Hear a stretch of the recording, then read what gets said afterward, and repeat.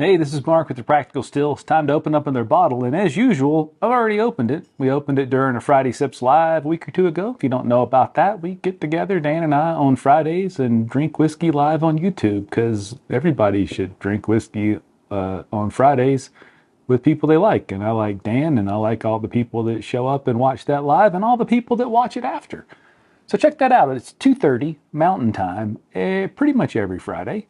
We sit and drink. And a Friday or two ago, we opened up this George Dickel and Leopold brothers collaboration, which I was really excited to try. I'd kind of stayed away from it because it's a $110 bottle or so, but it's an entry point to try out the Leopold brothers three-chamber distilled rye whiskey. And Todd Leopold is a bit of a historian. He's really always looking at the way things were done before.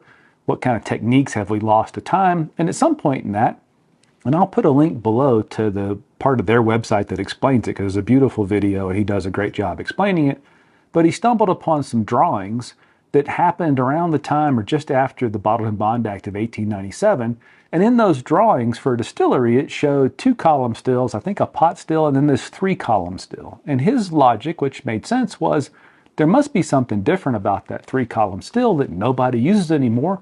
Otherwise, why would they have it there with those 2-column stills? And I think it turns out they used to blend a lot of that. They do column distillation of rye whiskey. They do the 3-chamber and maybe some pot still, and they put that together to come up with something interesting.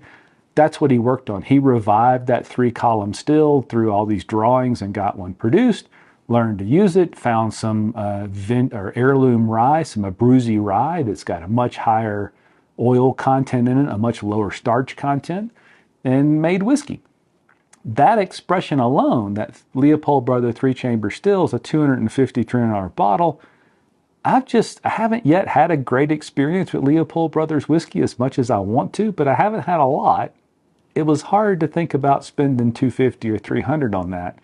This was a little easier entry point. It also made it easy that my wife just found it somewhere and brought it home for me.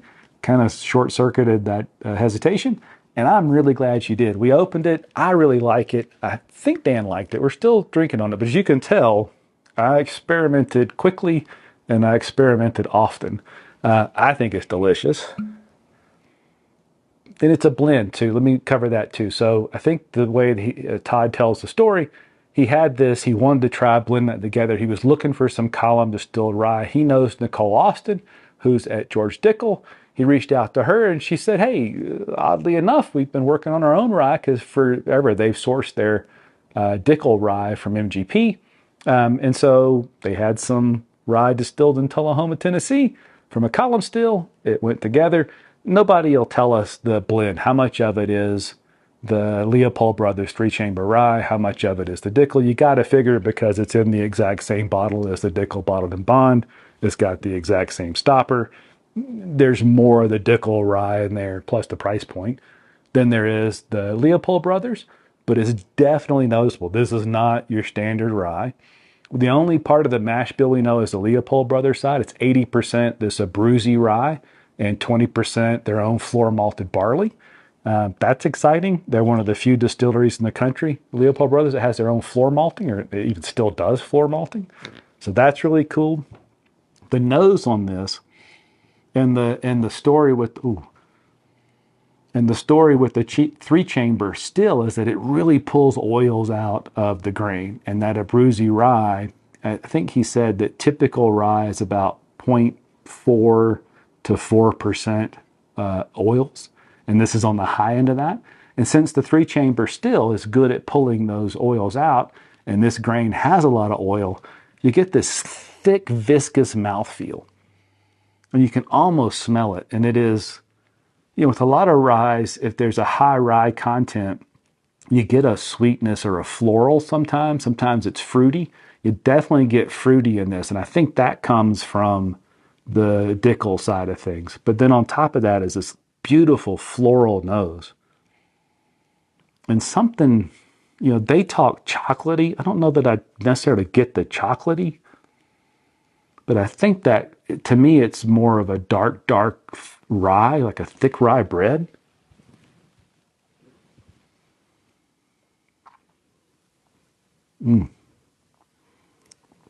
That is just not your typical whiskey. Those notes you get in rye whiskey that'll be herbal, they're there. It's a mint of some kind, eucalyptus maybe. But it is so thick, it just latches onto the palate. And if you've watched anything that we do here, mouthfeel in whiskey is one of my things. That means almost more to me than the flavor. That's really finish. Finish is not my mouth burns. And speaking of that, this at 100 proof, I mean, it just doesn't drink 100 proof. It is easy sipping. And that finish, it just bites a hold of the back of the palate. I think it's delicious. It really got me thinking, maybe I do want to step up and buy the full-on 3-chamber still. Expression, I talked to somebody I trust at my favorite local liquor store. He's had it, and he struggled. He didn't want to say anything bad about it, but I can see where, and who knows I don't know what the mixture is, but if this is 20%, 25%, the 3-chamber rye from Leopold Brothers, and the rest is the Dickel, and it's this noticeable and this present, I could see where it might be a lot if it's all by itself. So I may work for a sample before I jump on that whole bottle. That's a lot of money for something from a distillery where I haven't had great luck, but I also haven't had a lot of times to try. I really want to try. I think what Leopold Brothers is doing, and what Todd Leopold is doing in particular with his background in fermentation and his love of history, it's amazing, and I want to support it. I will support it at least by buying some more of this. And I know it's hard, and is it practical or not to suggest you buy a $100 bottle, but in a world where so many of the whiskeys, especially rye whiskey sitting on the shelf, came from the same place, and they're really hard to tell the difference. And I know they all say they do something different with it, but the 95.5 rye from MGP kind of tastes like the 95.5 rye from MGP. This is definitely different. I think if you're going to step up to a $100 bottle, this is one you ought to try. It is different. So if you can get a sample of it first, or if you can buy a pour in a restaurant, even if it's pricey, probably worth the shot. Luckily for me, I really like it. I'm super happy to have it. I'm going to keep drinking it. I'd love to know what things you're stepping out on. What's in today's market when some sourced 4-year-old whiskey sells for $75 and $80? What do you think's worth stepping up? Or is it even worth it? I mean, there's so many good whiskeys in the $25 to $40 range, $50 range. Is it even worth going up? In this case, I think it is. But as always, I'd love to know what you think. Cheers.